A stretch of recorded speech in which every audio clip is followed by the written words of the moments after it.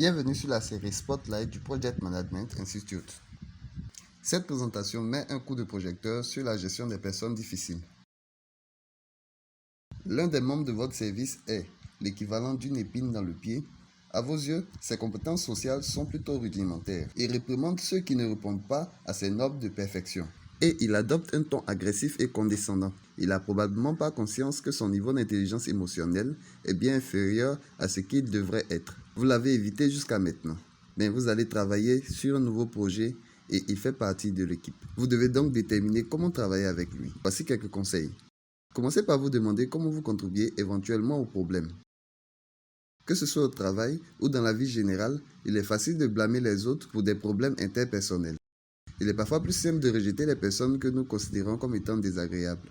Mais cette approche n'a rien de productif. Un comportement difficile nuit à la motivation et aux résultats financiers de votre entreprise. Si vous voulez changer une situation avec un collègue difficile, servez-vous de l'autosensibilisation et regardez à l'intérieur de vous-même. Votre attitude est-elle positive ou négative?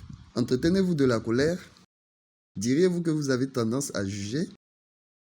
La maîtrise de soi et de ses sentiments peut avoir un impact important sur le changement des autres. En matière de comportement humain, les apparences peuvent s'avérer trompeuses.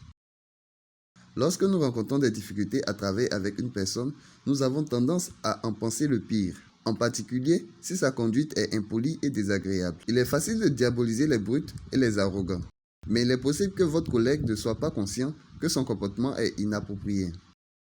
De mauvaises habitudes se sont certainement ancrées en lui au fil de son parcours.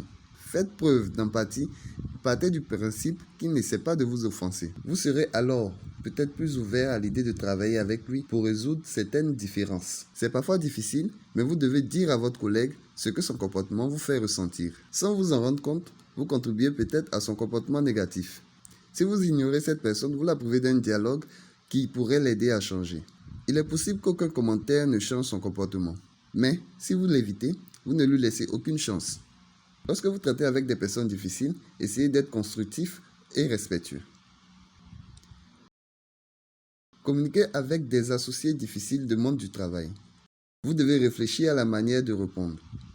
Mais si vous voulez que la situation s'améliore, il est préférable de vous préparer à ces interactions. Une part de vous a peut-être envie de faire des reproches à ce collègue difficile. Vous devez lui faire part d'un retour honnête mais respectueux. Faites un effort pour préserver l'estime de soi de l'autre personne. Ne l'accusez pas et ne le jugez pas. Et proposez des recommandations constructives sur la façon dont vous pourriez travailler ensemble pour améliorer la situation. Quoi qu'il advienne, essayez de rester calme et de ne pas être sur la défensive. Vos réactions à un comportement inapproprié pourraient contribuer au problème. Si vous adoptez une attitude défensive, l'autre personne est susceptible d'en faire autant. Ou elle peut tout simplement vous rejeter. Une attitude défensive ne vous aidera pas à changer une conduite inappropriée. Si vous suivez ces conseils, votre comportement peut même améliorer l'intelligence émotionnelle des personnes qui vous entourent. Voilà comment travailler au mieux avec des collègues difficiles. Merci d'avoir utilisé la rubrique Spotlight du PMI pour la gestion des personnes difficiles. Pour plus d'informations sur les certificats, l'adhésion ou les services du Project Management Institute, visitez notre site internet www.pmi.org.